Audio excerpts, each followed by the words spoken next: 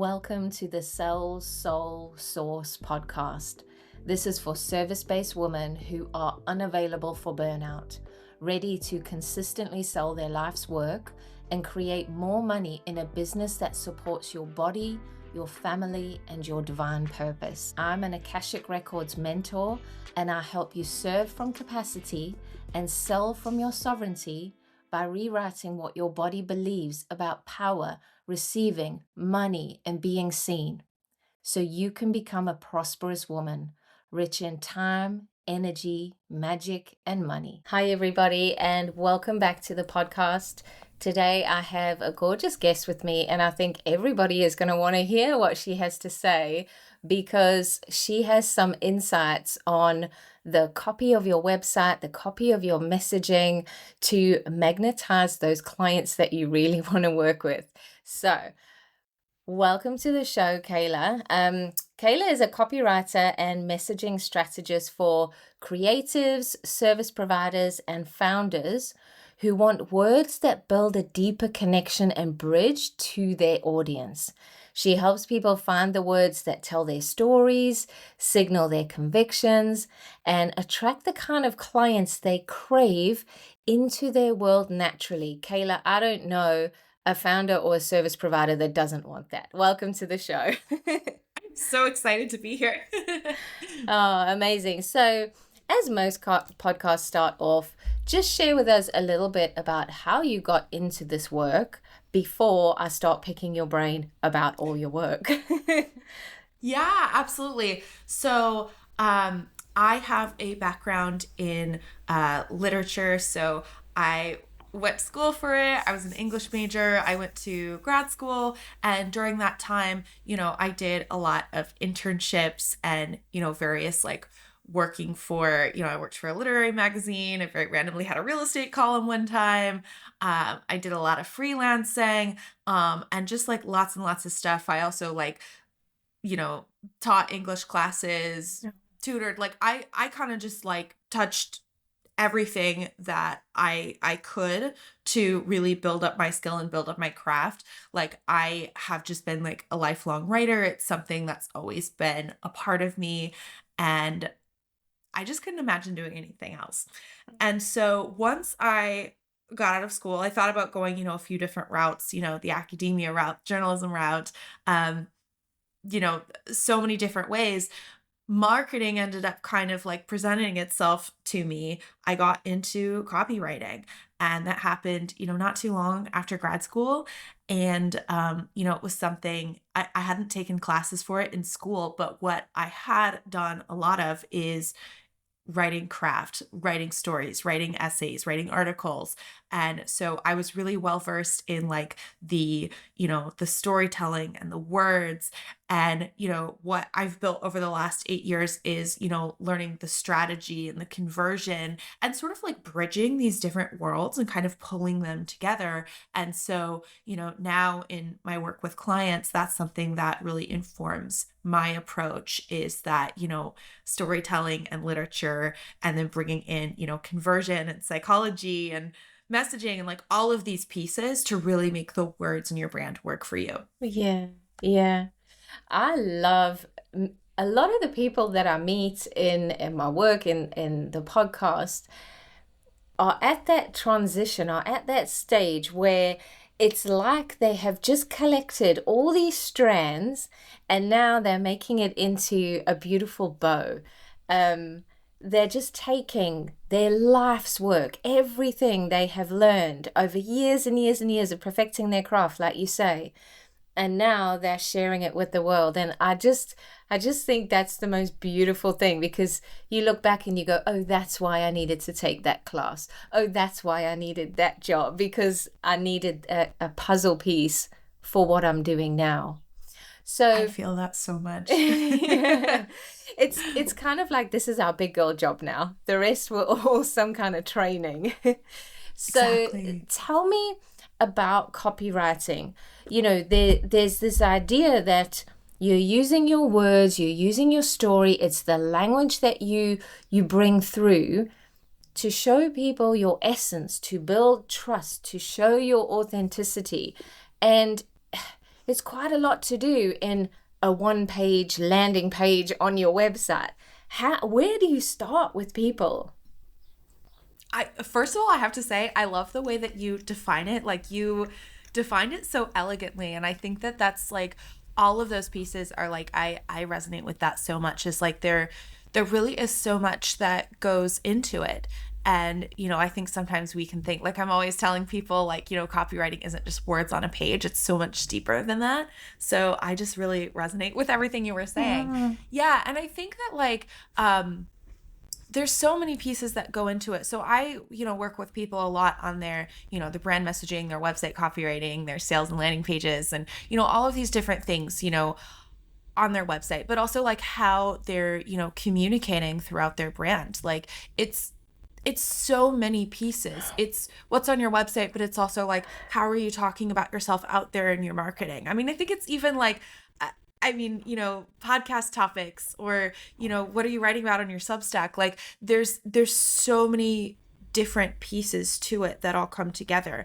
So I think what I would say, like, in terms of like, if you're thinking, okay, I have this one landing page, what do I do? I think we can, it's like, it's both, there's so much that goes into it and it's so important. But on the other hand, like, we can't necessarily like boil it all down or say everything in like one headline or one section of a page or one landing page, but we can, it's about building trust and starting conversations and, letting people see who you are and how you communicate.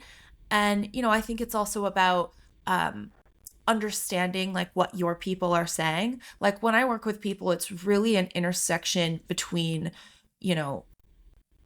their voice and their perspective and who they are, but it's also like, what are your people saying? How do they talk about their struggles and challenges and successes? And, what's going to make them buy now versus, going, I'll wait till later. Like, really finding the urgency there. Like, what will make them be like, yes, this is right for me. This is the right time. So it's like, it's such an intersection of things, but I think it's also like not putting like so much pressure on one headline, one landing page, one thing. It's like something you build over time as well. Yeah.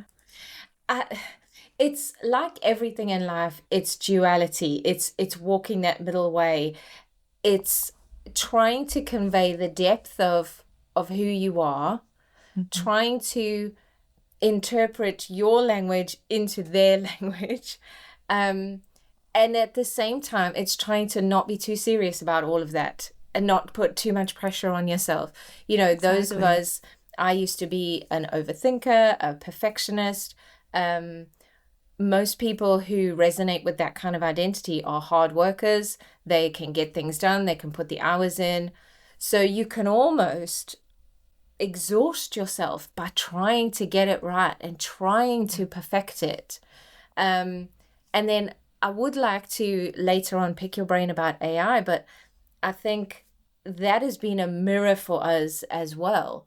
The temptation is to just dump your information in there and get something back. But personally, I think we need the human behind it. We need the story. So how do you tease somebody's story out of them? Because we all have one, but it's so natural to us that we think, oh, nobody wants to know that. How do you tease that out of somebody? I would say by like asking good questions. I think that it's totally true. A lot of my clients come in and, I think founders more generally are just like, oh, I'm not that interesting. Like, I started my business and I'm here and this isn't that exciting. Like, I mean, sometimes I even do that to myself too, because, I'll look and be like, I sent out an email to my list yesterday. I'm like, I'm just a normal person over here. Like, I'm, just over here doing my thing. Yeah. And like, I think we can kind of like talk ourselves down or talk ourselves out of things and sort of think like, oh, I'm not that interesting. And what I always find is when people like share their stories, it's always like a conversation, just having a conversation, just hearing where people started, asking good questions, being curious. And there's always something, even if people think, oh, I don't have that thing, I don't know what it is. there's always something. I always hear people's stories and I'm always amazed. And I think something the cool thing about entrepreneurship is there's so many different ways in. There isn't like one definitive way, like go to business school, come out, start a business, boom, you're done. Like, or, go to the corporate world, do the corporate thing, boom, start your business. Like there's so many paths in. And like your story, like I always love to ask people things like, where did your love for this come from? What was your path into this? Because some of that stuff, it's so revealing in the best way. And I think it can show so much about like what we value and what we love and, why are we choosing to be here? Because I know, like, I don't know if other founders are like this, but I think so. Like, I've had so many times where I'm like, what am I doing? Why am I doing this? Like, I should just go try to have like a normal job. Like this is crazy. But then, for a long time I told myself like, oh, I don't have a choice. I have to be here. And it's like, no, I really don't. Like you choose to have your business and build your business and stay with it and, try the things that you're going to try. And it's like something that I find is a common thread in the entrepreneurs I work with is like, people stick with it because they love what they do. They love the freedom. They love the flexibility. They're saying, they could never go back, or they'll say things like, I'm basically unhireable at this point because, I just love my business so much.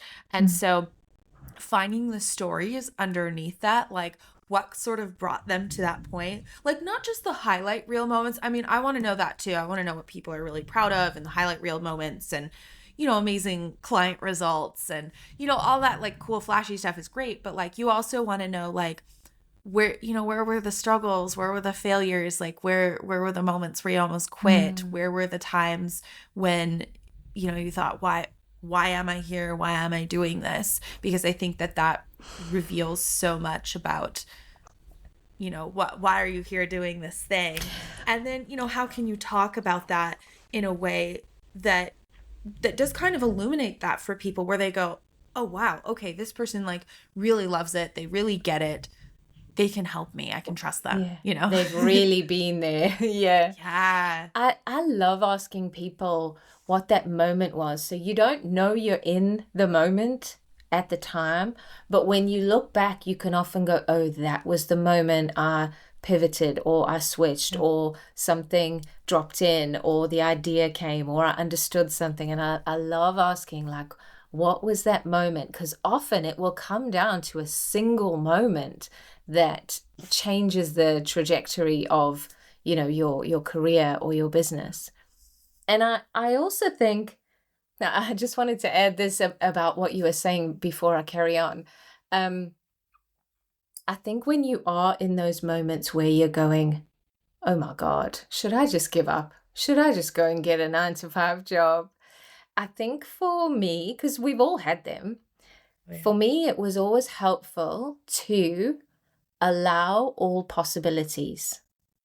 So I would sit there and go, okay, what if this doesn't work?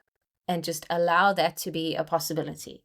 What if it does work and allow that to be a possibility? And what if it works better than I could have imagined? So all the possibilities are there and it stops you feeling so much resistance. And then I just kind of sit with all the options. And then you get to the option of it doesn't work, I'll go do something else. And your heart just shrinks like, no, that is not my option. But for some people, it might be that it takes the pressure off and you give them permission to go, actually, this isn't working. I'm going to try something else. So I think, that's helpful for people to know.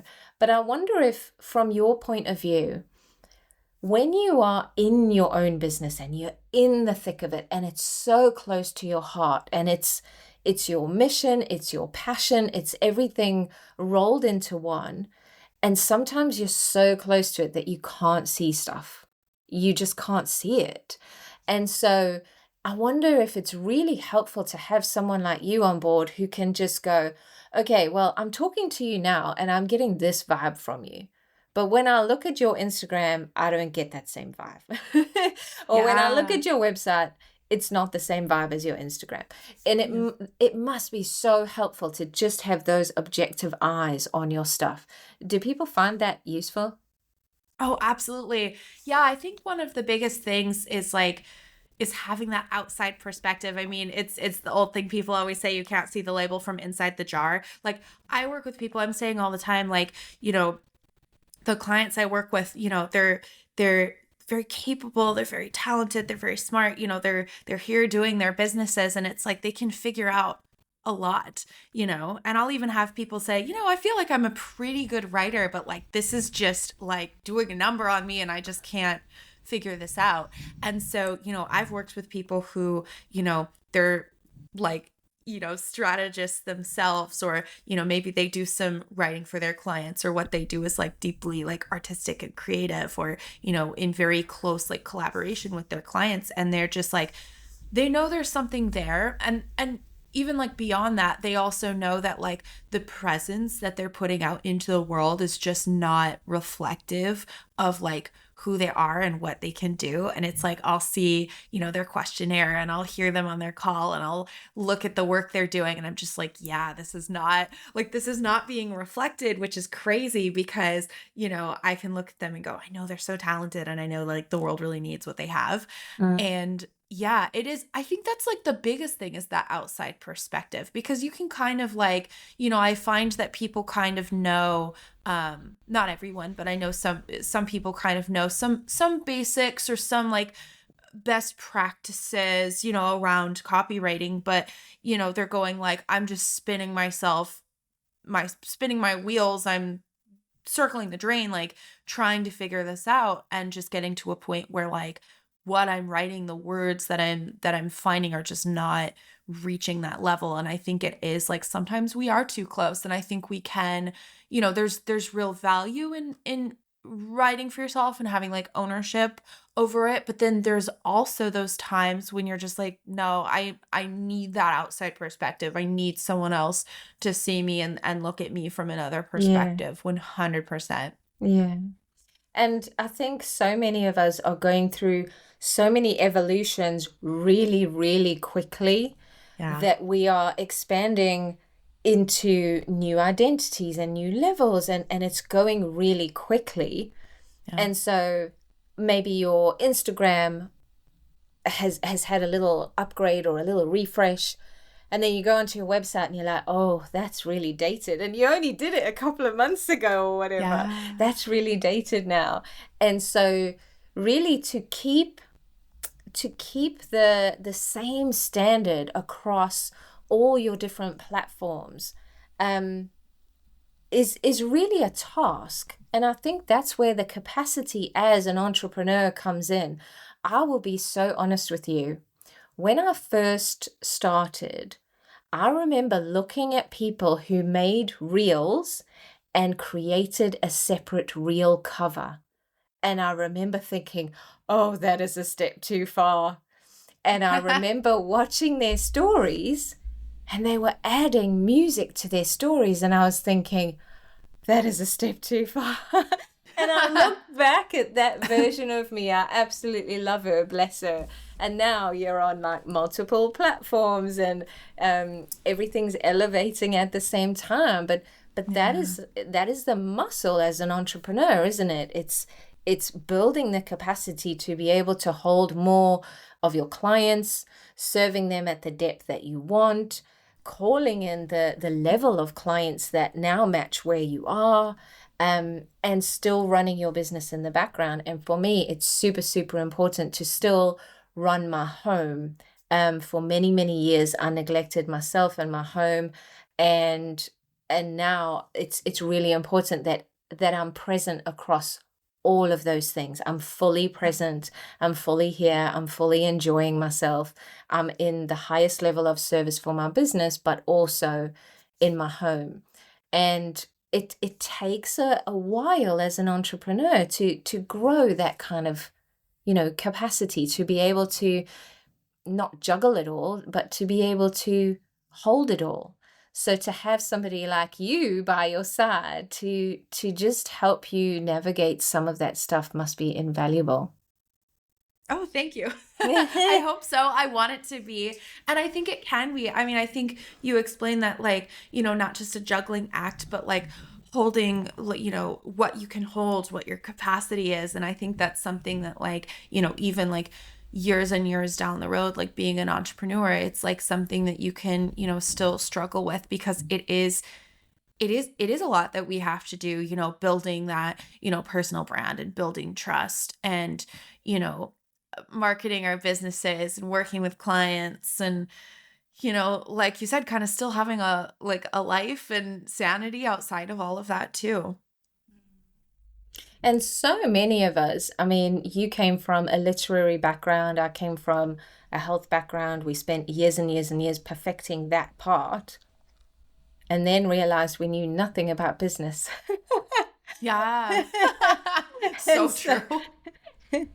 and then that ends up being a whole new playground. But we all seem to have this mentality of, oh, I'll figure it out. It'll be fine. Yeah. Oh Yeah. my goodness. Yeah, I feel that so much. It's like, I feel like the people who know business, it's like it's kind of tricky, because having like the like what you do, or the creative part down, is one thing, and then there's like running a business and getting leads to your business, and there's so much that goes into it. It's kind of crazy. Like, I joke, like, wow, if I had known that, like, would I have gotten into this? But you know what, I almost think it's good that I didn't Mm. know it, because I think it would have psyched me out too much. I would have been like, oh wow, I can't do that too, that's so, Yeah. that's so hard. So it's like, it's almost good that I didn't know, like, how Yeah. how much it would take, and how things, like, I don't know, sometimes things can like look really easy and end up taking more time, you And know? like you say, people are only sharing their highlight reel. They're not, Yeah. it doesn't make a pretty picture when you're sitting on the kitchen floor going, oh my God, this is hard. So we are only seeing people's highlight reel. But I think there is this movement towards authenticity. Yeah. Um, People want to see real people. They don't want to see as much of the flashy, polished perfection as they did before, Yeah. which is wonderful because, most of the people that I work with, they're not from a modeling background, they're not from a fashion background, they're not from a Yeah. dancing showgirl background. They're from really grounded, mostly healers, therapists, that kind of thing. Um, and so they don't want to show up in that way because it's not natural to them. So Yeah. I think they're really glad that there's this movement towards authenticity. And I wanted to ask you what your opinions on AI are um, with regards to that. So how can we use it responsibly? Where to use it? Where not to use it? Um, and how can we showcase our voice, our authenticity, so that it cuts through all of this AI noise? That's a Oh big my question. goodness. Yeah. No, it is, but I think we're all thinking about it right now. Mm, It's such a huge thing that's going on right now. And, I think it's been like so hard seeing that come up, and, feeling like, creative work, or human, you know, creativity is being, threatened by AI. I think it's been like so scary. I mean, I'll be honest, like, I'm afraid of it. I'm wary of it. I don't like what it's doing to the environment. I don't really like the fact that, you know, it's wiping out, like you keep saying, like these companies in the headlines that are like firing workers so then they can just go spend money and resources on AI. And I just think, what are we doing to the world? Like, why is this happening? Why are we doing this? Like, I think in so many ways, honestly, like, I would not mind if it just got like pitched, into some dark hole, and like never, if we could just not have it anymore. That would be amazing. When I kind of see like I'll see funny things where it's like, AI search will make funny gaffes or make funny mistakes. And I'm like, see, like it's not a human.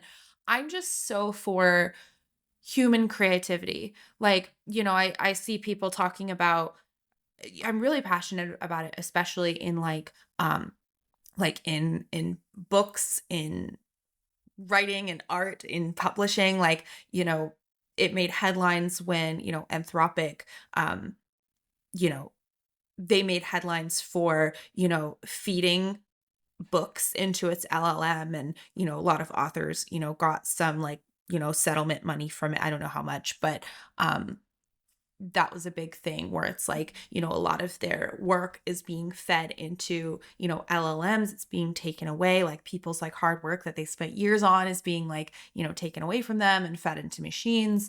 And, I think that's so unethical. And there's just so many problems with it. And I think that, even though people say, oh, it's exciting, or, we need to use it, or, you're going to get replaced by someone else who uses it, all this, like, I'm so tired of that kind of dialogue, because I just think like, I don't think it like really gets at the nuance. I mean, I think unfortunately, like AI is here. It's been integrated into like all our tools. Like I know when I use Google Drive and like Google Workspace a lot, like it's all like totally integrated into that, like every single tool in my CRM, like it's kind of there. It's like part of our everyday now, unfortunately. But I've kind of come to this point where I'm like, I don't have to like let it take over like my human creativity or my human ideas. I think that people really want to hear from people. And I kind of feel like if there are people that don't want to hear from people and they just want the AI version, they're probably not my people. Or, if people like I love the M dash, for example, and people are always like, oh, if you use the M dash, you're just using AI. And I'm like, well, if people think I'm using AI and they just see an M dash, then that's fine. They're not my people. I don't need to make them happy. I don't need to make everyone happy.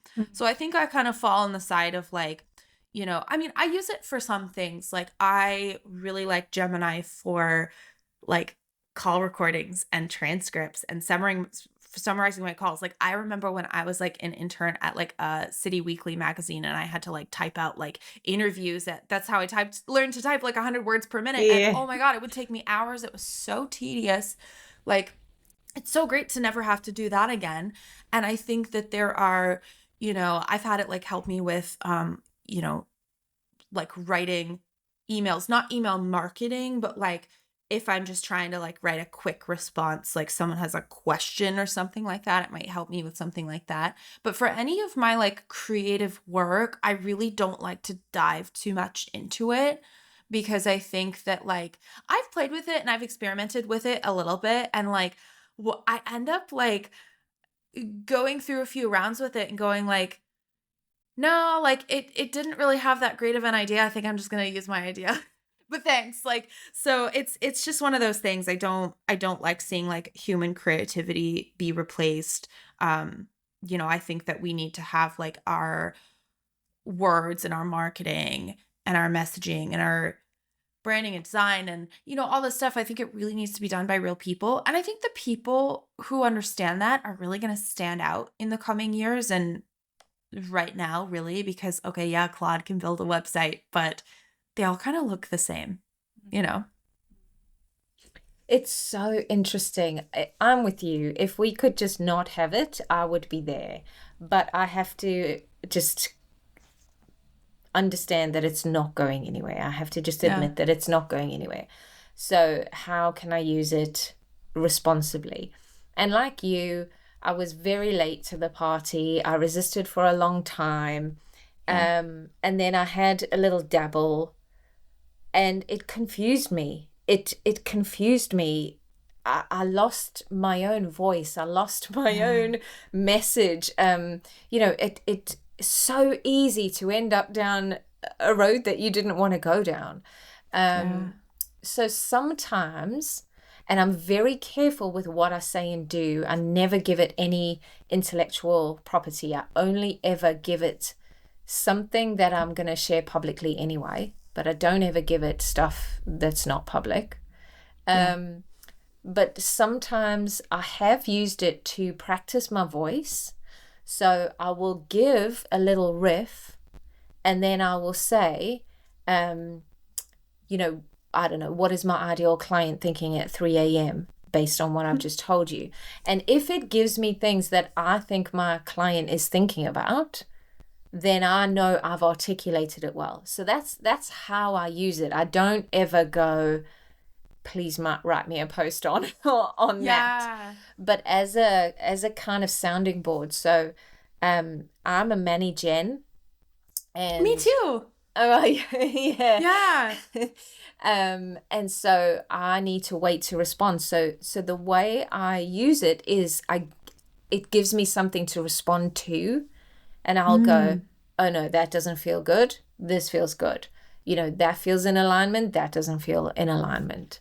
Oh, that's such a good idea. Yeah. I'm that way too, and I'm always trying to feel out like what does that feel what does that feel like? I think that's like such a challenge with being a Manny Gen, is like having to have the information to respond to, and that's always like so tricky because I think that we're not in the world, I don't think we're like taught to do that. It's like we're sometimes like pressured to make that decision without kind of consulting that. Yeah. So I use it as that kind of thing sometimes. And the way I've chosen to look at it is it's a pressure. It's a pressure on humanity. Some people are going to cave under the pressure. Some people are going to use that pressure to dive deeper into their humanness. They're going to use that external pressure to be more authentic and more human and more creative and pull out more art, like you say, under that level of pressure. But there will be people who will love it and use it and integrate it. But I think there's a section of society that will use that to go, I am human and divine. This thing is, I'm going to say not. This thing is not. And so how can I use that to reflect more of my humanness to me?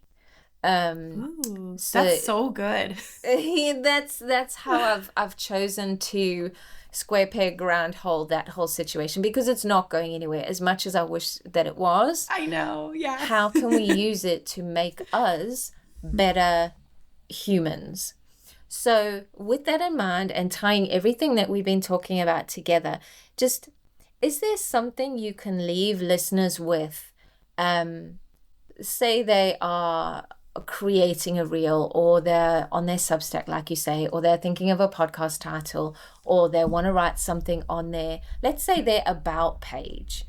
How can they really bring their story forward? What are the things that you like to see on that kind of page so that their humans can go, oh, I can feel this. AI didn't write this. I can feel that this woman wrote it. What are some of those like just quick, easy wins that people can maybe integrate into their content or their website, just so that, their human is felt on that page?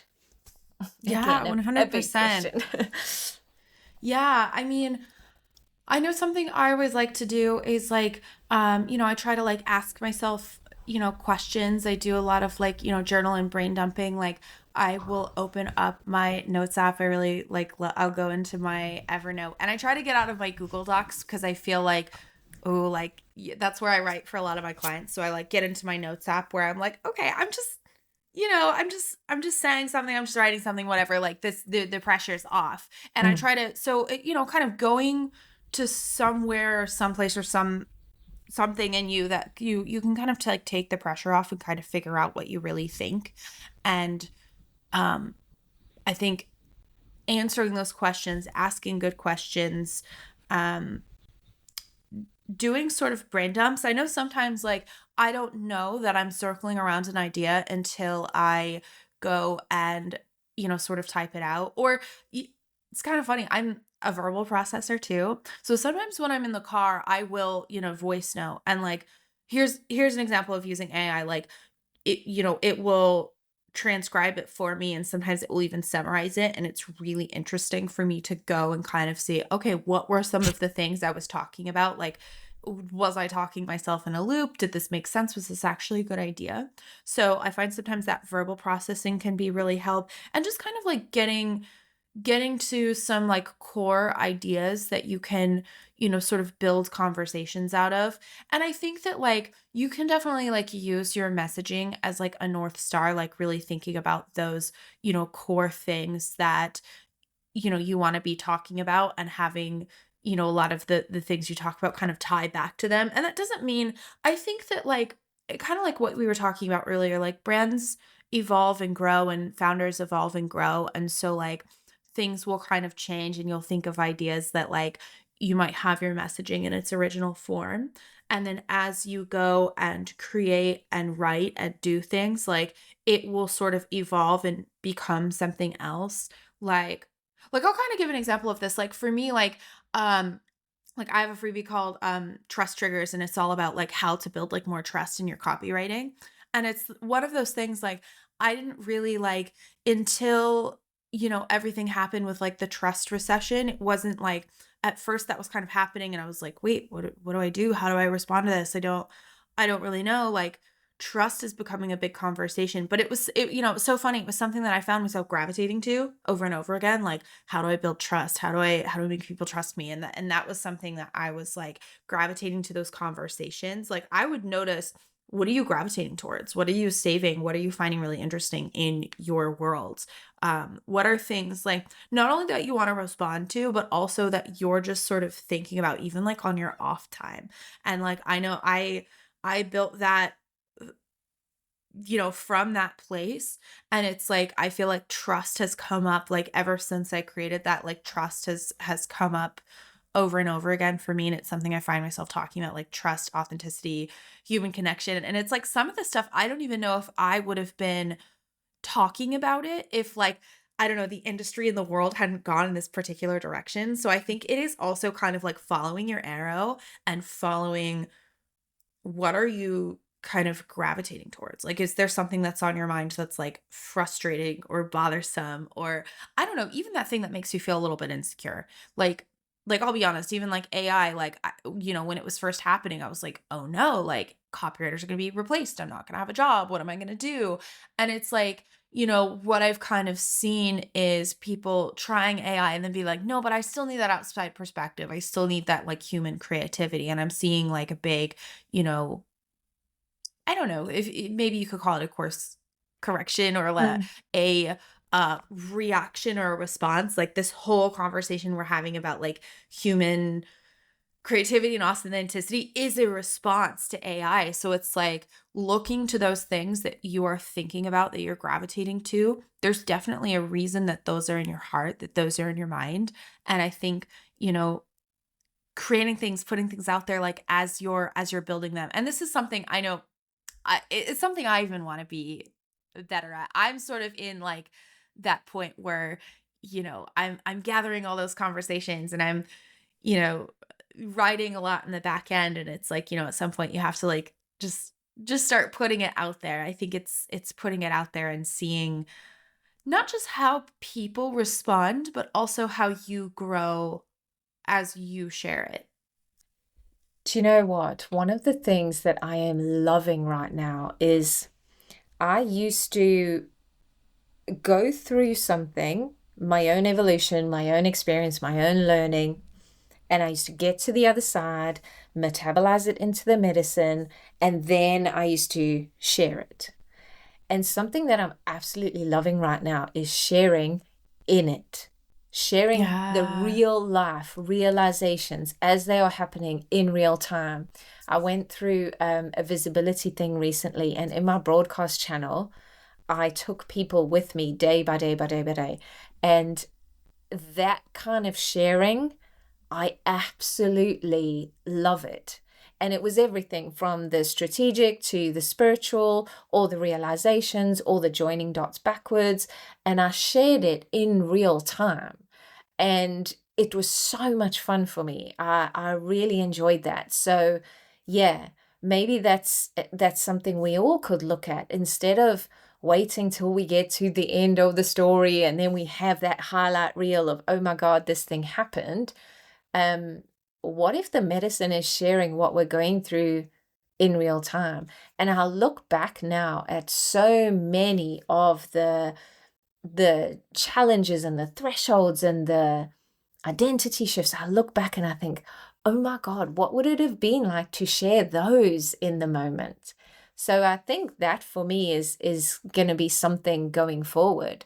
So if you're sitting on all these things, yeah, just share them. Just share Yeah. them.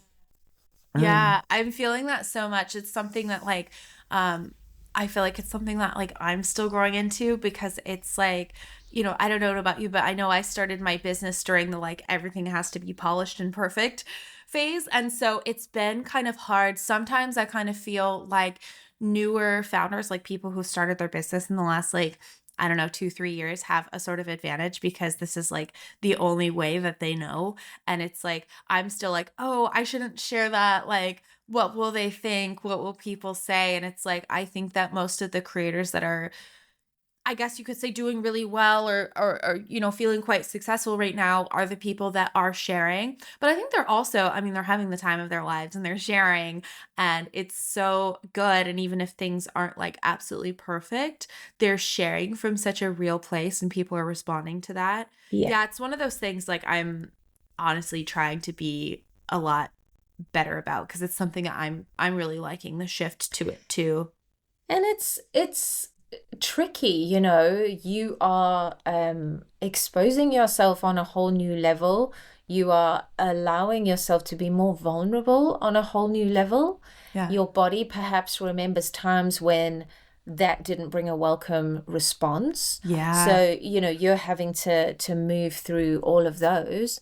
So definitely be patient with yourself, be compassionate with yourself, be kind to yourself. Um, and it's a detox. You're kind of unlearning everything you were taught before. I'm from Yes. a chiropractic background where it was all patient centered. Don't tell them what you're going through. Don't tell them what's going on in your life, in your home. Um, and so again, it's one of those dualities. It's walking that tightrope of sharing it while being a leader. This is what I'm going Yeah. through. This is how I'm navigating it. My life isn't perfect, but these are the things I'm trying, Yeah. versus that emotional dumping kind of, this is what I'm going through. So Yeah. there is a way to share it that it is still inspirational. It is still useful for people. It still shows your authenticity, but doesn't fall into emotional dumping. So yeah, that's also quite a Yeah. tightrope to walk. Definitely. Yeah. I Mm. think that's like I feel that so much like not wanting to and I think maybe we'll struggle with this a little bit like, oh, I don't want to be too much and I don't want to put this out there and have it be, weird or vulnerable or something like that. I think tightrope is right. Yeah, yeah. Oh, this has been so, so lovely. Thank you so much for coming on to the show. And I'm not even kidding you when I'm telling you I'm going to come and grab your freebie.